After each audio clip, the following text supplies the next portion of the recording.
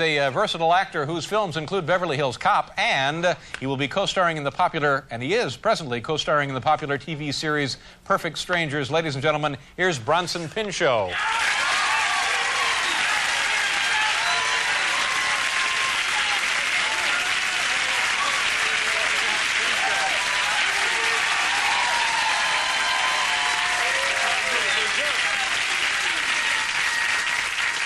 Nice to see you. I get the feeling you and I have met before. You've not been on this show, though, have you? No. Yeah, but it seems like you have. It seems like you should have been on the show.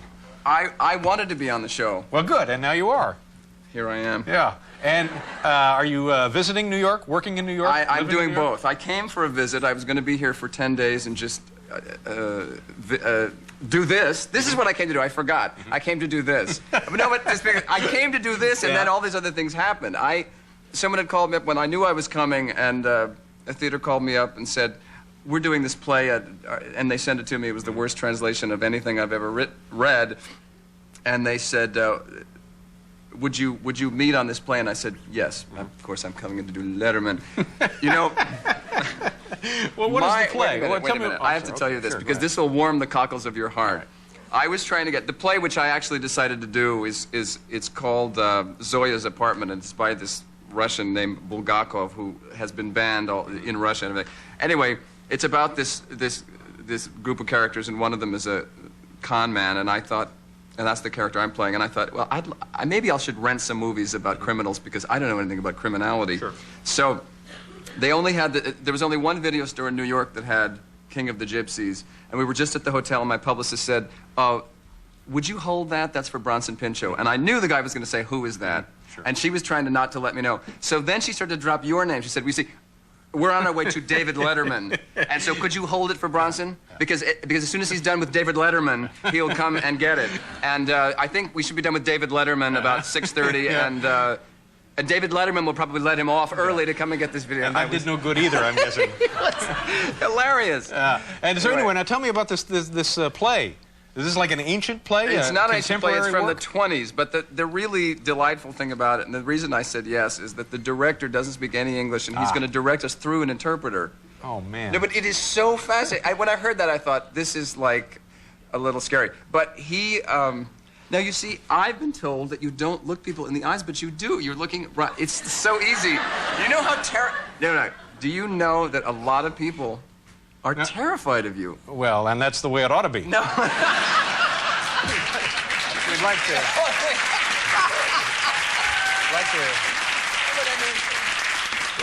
to keep it that way, and fewer people be showing up at my house.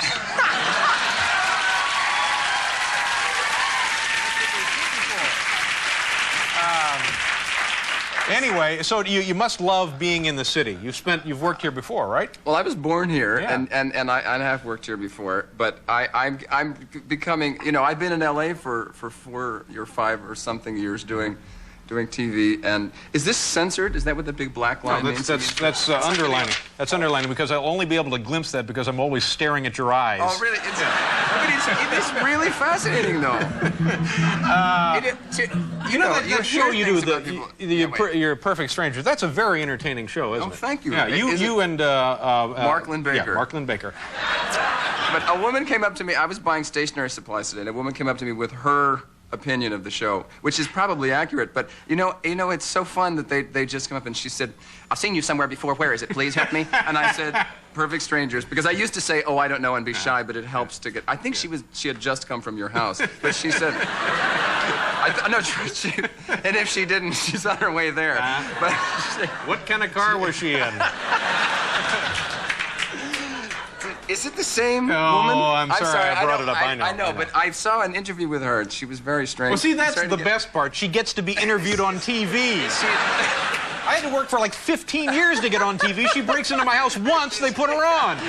She was very strange. She said that your sense of humor did something to her. Oh, man.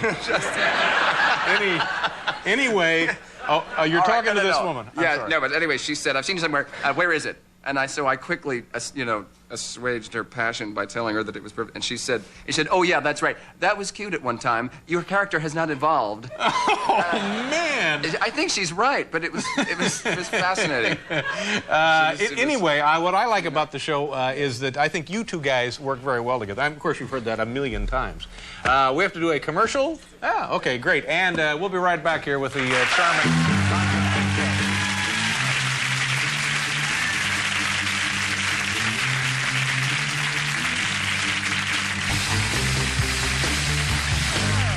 The big program tonight, ladies and gentlemen. Bronson Pinchot is here. What was I going to ask you?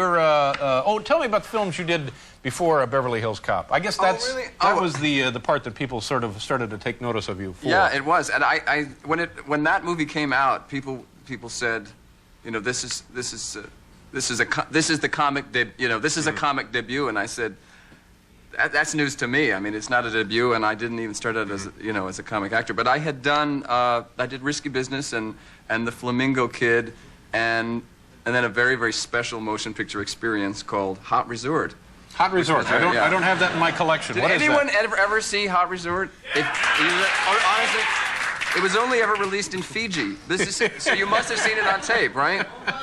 It was actually released in Fiji. It was released in Fiji, but now, do you remember, and I'm happy I did it for a couple of reasons, but do you remember when Cannon was in their brown-nosing period, before they started to do quasi-prestigious films, when they did films like Last American Virgin and... Pure exploitation kind of thing? Yeah. Pure, what is Plur? I don't know. Well, I'm probably ready to go to work on my play. But this was one of those movies that was for horny guys that go to the Caribbean, and I was horny, and I wanted to go to the Caribbean, so I went. But it was the shall I just give you random images from this thing? Yeah, tell us a bit about the experience. Well, I don't know where to start. We had a scene. I had a scene in a shower with this woman, and she was a penthouse pet. I've forgotten her name. She was a very sweet woman. Mm-hmm.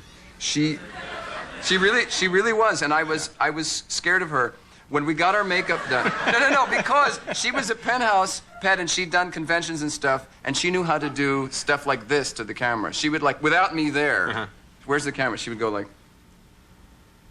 Oh, yeah. She would do that. Yeah, you learn that at conventions. She was a really sweet lady. But we had to do a scene where we were in the shower, showering. And I was scared about it. I thought, I don't know what I'm going to do. And then we got into the makeup room, and she was there, and she was stark naked. Man. And they were doing body makeup. And I turned around, and I was, I had a face full, and at that moment, it stopped being scary. But when we were in the shower... That's usually the way that works. No. What was going to happen, but... It's fascinating. Now, were you for the scene? But they used Pancake. Mm-hmm. But I know there's a makeup that is on the market somewhere that won't run in the shower. They used Pancake, and it started to just. This is on film too. Yeah. And you remember where I was in the shower with this woman, the person that saw it. I'm sorry, but I'm screaming with laughter. We did one take. Mm-hmm. Need I say more? And that was it. And she was trying to press my face onto her breasts, and I was thinking that maybe someday somebody would see this, so I was trying to not, but that didn't make any sense because I was supposed to be a horny teenager. Yeah. Are you sorry you asked this question? No, I know. But the whole time that this was happening, I mean, were you saying to yourself, man, and I'm getting paid for this?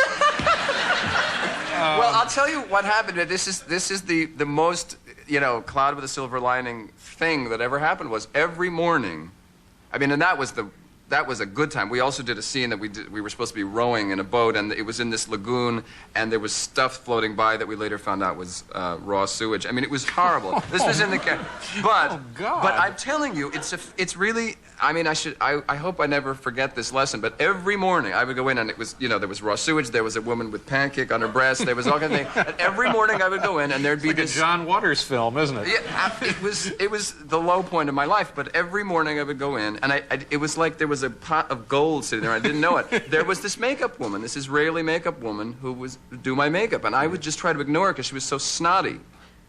And she would put the makeup on, and I'd be glad I could get away from her. And then I'd go do my scenes in raw sewage. And she was so rude. to me, and I would try and make a joke, and I'd say anything, you know, just crack a smile. She'd say, "Oh, shut up, you're so stupid, you're American." And every day I had to deal with her. When I finally got back to L.A., I used her for the character in Beverly Hills Cop, which is... Use that voice and the attitude. I used her whole thing. A friend of hers, she didn't have such a good ear, but a friend said, "There's an actor using your hands in this movie," because it was like that exact. We'll be right back. That means I have to go. Is he done? Are we done? What's happening here? Let me just check with the producer. Huh? He's done. Okay. Nice to see you, Bronson. Thank you very much. Good luck to you. It's Bronson Pinchot, ladies and gentlemen. We'll be right back.